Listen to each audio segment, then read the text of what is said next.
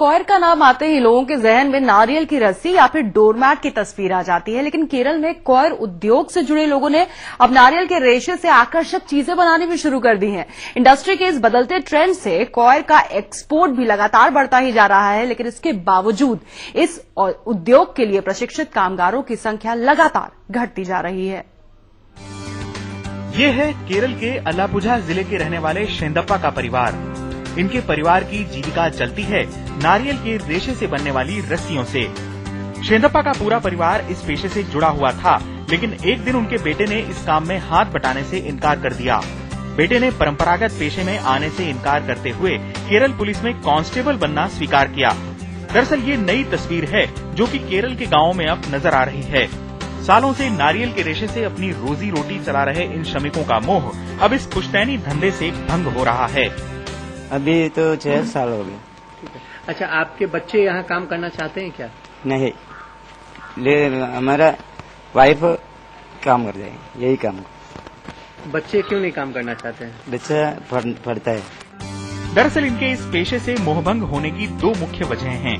पहला, इन्हें मेहनताना मन मुताबिक नहीं मिलता। दूसरा, अब परंपरागत नारियल के रेशों से केवल रस्सियां या डॉर्मेट न बनकर आकर्षक हैंडीक्राफ्ट्स और अन्य चीजें भी बन रही हैं।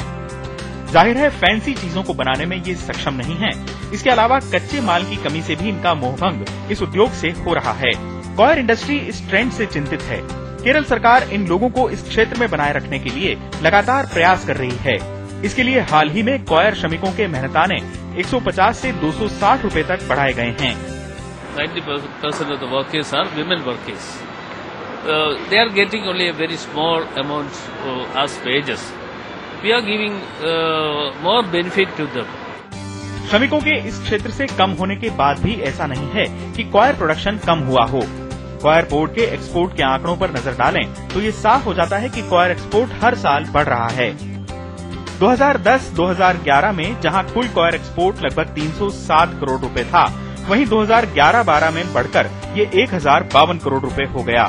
पिछले साल यानी 2012-2013 में एक्सपोर्ट बढ़कर 1116 करोड़ हो गया। जाहिर है कि कॉयर प्रोडक्शन लगातार बढ़ रहा है। People go into other sectors from coir industry. They go into other sectors where they can earn more wages. For that, actually, government of Kerala, what they have done is they have brought in an income support scheme so that part of the income, part of the wages will be given by government. Coir उद्योग केरल का मुख्य और परंपरागत उद्योग है, जिससे लाखों परिवारों की जीविका चलती है। अब इस क्षेत्र में श्रमिकों की घटती संख्या से चिंतित सरकार श्रमिकों को इस उद्योग से जुड़े रखने को प्रोत्साहित कर रही है। But the new generation is not yet ready to come in this field because of, but the situation is going on. They have most possibilities to change. We are trying to change this such a condition. For that, we are conducting like such as Kerala and etc. So many programs are conducting for that. बदलते वक्त के साथ अब नारियल के रेशे से बनी चीजों की संख्या भी बढ़ रही है और इसके आकर्षक रंग रूप लोगों को लुभाने के लिए तैयार हैं। लेकिन ये तभी संभव है जब इस पारंपरिक पेशे को जीवित रखा जाए।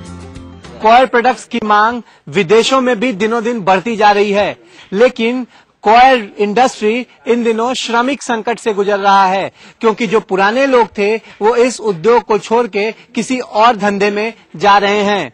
ऐसे में इस पारंपरिक उद्योग को बचाने के लिए सरकार को विशेष प्रयास करने की जरूरत है। कैमरामैन संजय दुबे के साथ इस समय अलेप्पी केरल से अमित श्रीवास्तव।